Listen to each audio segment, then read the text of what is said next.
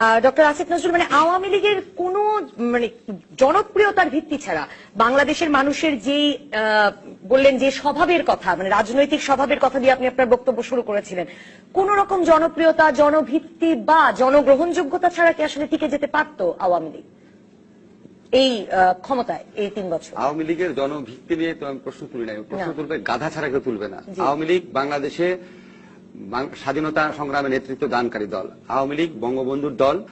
আওয়ামী লীগ কোনোদিন অজনপ্রিয় দলে পরিণত হবে না। আওয়ামী লীগ কোনোদিন অজনপ্রিয় দলে পরিণত হবে না। মনে আছে আপনার, একটা নতুন এয়ারপোর্ট নির্বাচনের জন্য তারা একটা জায়গা ঠিক করেছিল, খুব শখের একটা প্রকল্প ছিল প্রধানমন্ত্রী। সামান্য আন্দোলনের পর জনগণের মনোভাব বুঝতে পেরে আওয়ামী লীগ সেটা বাদ দিয়ে দিয়েছে চিরতরে। ভারতের সাথে যখন দর কষাকষি করতো, ক্যাটাগরিক্যালি বলেছে তিস্তা নদীর পানি দিব না, ট্রানজিট দিব না যদি আমরা তিস্তা নদীর পানি না পাই। মনে আছে আপনার? তাদের প্রধানমন্ত্রী আসার পরও বলেছে আমরা ট্রানজিট দেয় নাই, বলেছে তিস্তা নদীর পানি না পেলে ট্রানজিট দিব না, কারণ সে জানে তার ক্ষমতার ভিত্তি হচ্ছে জনগণ। কিন্তু বিএনপি আন্দোলন না, সেখানেও তারা বিন্দু মাত্র কর্ণপাত করতে রাজি না, এবং তাদেরকে ষড়যন্ত্রকারী বলে আখ্যায়িত করছে।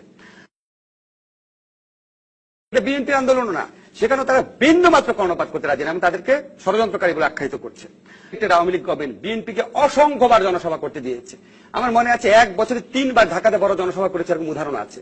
শুধু বিএনপিকে না, যে কোনো সামাজিক শক্তিকে সমাবেশের অধিকার, চলাফেরার অধিকার, অনেক বেশি অধিকার দিত। আমি এটা কেন উদাহরণটা প্রশ্ন করি, মানে এত অধিকার দেওয়া যে আওয়ামী লীগ সরকার, সেই আওয়ামী লীগ সরকার, মানে আমরা যদি মনে করি যে 2012-13 সালে আসলে কি, মানে প্রথমে যুদ্ধাপরাধের বিচারের মানে বিরুদ্ধে হরতাল, সেগুলো খুব সহিংস আন্দোলন, সেগুলো হলো নির্বাচনকালীন সরকারের। অবশ্যই আমি মনে করি বিএনপির প্রচন্ড দায় দায়িত্ব আছে। আপনারা সহিংসতার কথা বলেন, তার চেয়ে বড় অপরাধ বিএনপি করেছে যখন প্রধানমন্ত্রীর পক্ষ থেকে, ঠিক আছে কেয়ারটেকার গভর্নমেন্ট তারা কনস্টিটিউশনালি বাদ দিয়েছে, এটা আপনার যতই খারাপ লাগুক, লিগালি তো ভ্যালিড, বাদ দিয়েছে।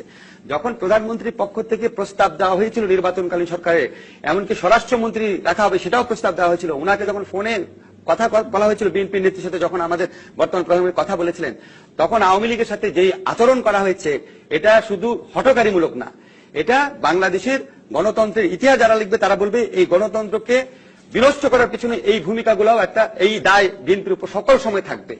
তখন আওয়ামী লীগের সাথে যেই আচরণ করা হয়েছে, এটা শুধু হঠকারীমূলক না, এটা বাংলাদেশের গণতন্ত্রের ইতিহাস যারা লিখবে তারা বলবে এই গণতন্ত্রকে বিনষ্ট করার পিছনে এই ভূমিকাগুলোও একটা, এই দায় বিএনপির উপর সকল সময় থাকবে।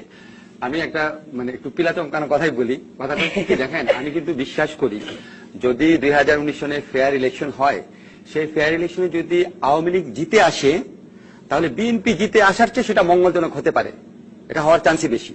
কারণ আওয়ামী লীগ ইতিমধ্যে দেশ শাসনের ক্ষেত্রে অনেক অভিজ্ঞতা অর্জন করেছে।